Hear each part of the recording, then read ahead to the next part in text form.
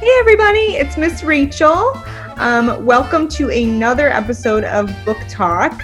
Today, Zoe and I are going to be talking about the things that we're reading as usual, and then our topic today is going to be cliffhangers. So, how are you today, Miss Zoe? Good. I'm good. Good. Excellent. What have you been reading this past week? Well, I kind of got into doing like writing fan fictions. So Awesome. I've been reading books about that mostly. There's one that I really like called Braving the Page. Oh, We got it at the library. yeah, I've heard that one. Tell me about it. So it's like for any book really writing it like sets you up and gives you a schedule to like do it and tells you what makes a good story, like ideas for like a plot twist or something, and yeah, it gives you like writing tips along the way. It's sort of like a monthly schedule. That's So cool. yeah, you write a novel in a month. That's like the thing. Yeah, is that connected to the Nanowrimo that they do usually in November or no? Nanowrimo. I think that's what it was by, yeah. Okay, yeah, because it's a for our watchers and listeners that don't know what Nanowrimo is, it is a initiative that gets people writing their novels, and usually it happens at the beginning of November. And there is, I'll put the website down at the bottom in the section down below, so that you guys can look at it. But it's a really Link down in the description down below. yes, the description, yes.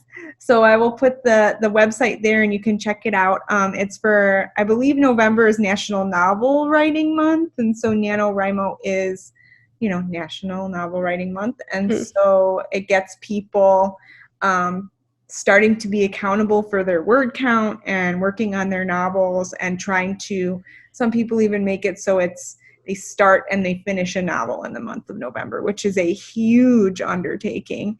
So it's really cool. And that book sounds like it's close to that. So very, very cool. I'm excited for that. What kinds of things have you been writing? Right now I've just been thinking up my characters. For now I'm not writing a fan fiction. I'm sort of just dreaming up characters for a fiction book. I don't know what I'm gonna call it yet, but That's okay. That's it's okay. like a sort of like a magic school. I don't know if this is copyright notice, not for Harry Potter, but I got the idea of the school from the like a guide to wizardry. It's also from the library. Yeah. That's like the school for wizards to go to in that book. So Oh, that's cool. Okay. I don't know if I call it the same thing, and it's sort of along the same lines. So Hmm. thumbs up. I don't know. That's something to look into. But yeah, Cool. basically it's kind of like Harry Potter, I guess. But it's everybody, all of the wizards, how you tell what a wizard is, who's a wizard is all of the wizards have like gemstones for their last name. So Mm. like her name is like Miranda Quartz, and Okay. then her friend is I think Kevin Ruby, and then there's Charles Abalone. I think that's how you pronounce it, Abalone. I think so, yeah. Whatever. Yeah, That's cool. That's cool. yeah, So they're all, you can tell kind of what wizarding family they belong to. yeah. And the other thing is that there's there's a different type of magic that you can study. Like, you can't just study all of the different types of magics, you have to choose one. So Mm. like, there's illusion magic, then there's summoning magic, then there's defensive magic, there's protection magic, there's enchantments. So all the different stuff. Oh, that sounds really cool. Yes. Very nice. So I'm going to share with you the thing that I've been reading, because the whole time I was reading it, I was thinking about our quest discussion last week, and talking about Percy Jackson. So this book is called Cece, Rios and the Desert of Souls. Pretty cool, because if you wanted to, you could go on Google Books right now. If you just Google it, and you could read like a book preview of like the first 30 pages, which is pretty cool. Yeah. And basically the story is highly centered in mythology, like Mesoamerican mythology. Mm-hmm. And this girl named Cece, she, at the beginning of the story, she gets lost in the desert, and she is saved by a spirit. In the story, they're called criaturas. And everybody in her town of Tierra del Sol thinks that criaturas are murderous and mean and terrible. But this one turns out to be very kind and helps her get back home. So when she arrives back home, all the villagers want to capture the criatura and kill it. But she helps to free her, and kind of goes on this journey to start to understand as she gets older that maybe criaturas aren't that bad. So then we jump ahead a little bit in the story, and she's 12, and her sister gets taken by, there are good and bad criaturas, and her sister gets taken by a criatura named El Sombreron, and everybody is mourning and sad, and she's like, well, I'm going to go get her back. Like, I don't know why you all are just sitting around crying. Like, I'm going to go save her. So in order to do that, she has to gain entrance into Devil's Alley. And to do that, she has to become a bruja, which is like a Mexican word for witch. So she has to capture another criatura's soul and use them as a magical tool to get into the Devil's Alley. Yes, it's very, very good, because then she kind of goes on this journey of meeting all these different criaturas and making friends, and it's really, really well done. I don't think it's a series. It seemed to wrap up pretty nicely, but I guess if the author wanted to write another volume, she kind of left it open that she could, but the story did wrap up kind of nicely at the end. So I don't know if she plans on writing more, but it's really, really good. I enjoyed it. And it's kind of along the same veins of like the Percy Jackson type story with the mythology link. And then Yeah, like when you were telling me about it at first, I'm like, is this a Rick Riordan Presents book? it seems like it should be, but it's not. Exactly. So many of those. Like, there's one that I checked out. It was something about like an African mythology of some kind. But Was it one of the Rick Riordan ones? no, it wasn't. Oh. Or it was something in like, I don't know. Yeah, that's cool. Yeah, there seems to be, I mean, that's always what happens when something gets really popular. There's always going to be like options. Mm-hmm. So yeah, this one, I'm definitely putting it on my book talk list for the fall and winter, because I think, especially for people who like fantasy, like yourself, I think it's a good one. And there's also, I think the audiobook is on Hoopla.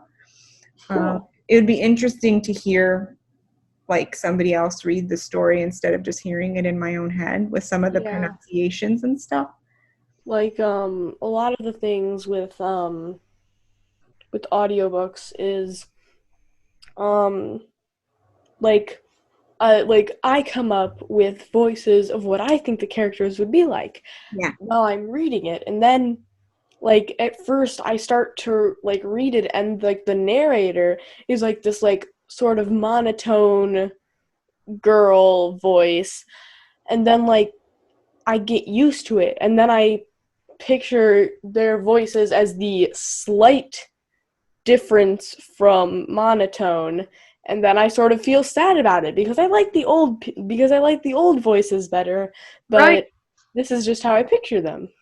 Yeah, like I remember when I saw the first Harry Potter, and some of the lines were like the same in the book as they are in the movie, and I was like, oh, that's not how I pictured Hermione saying that,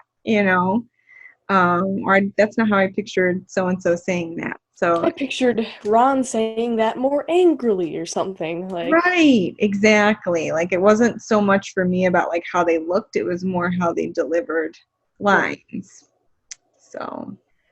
So we were going to talk about Cliffhanger. cliffhangers today. So what do you have to say about cliffhangers? Wow.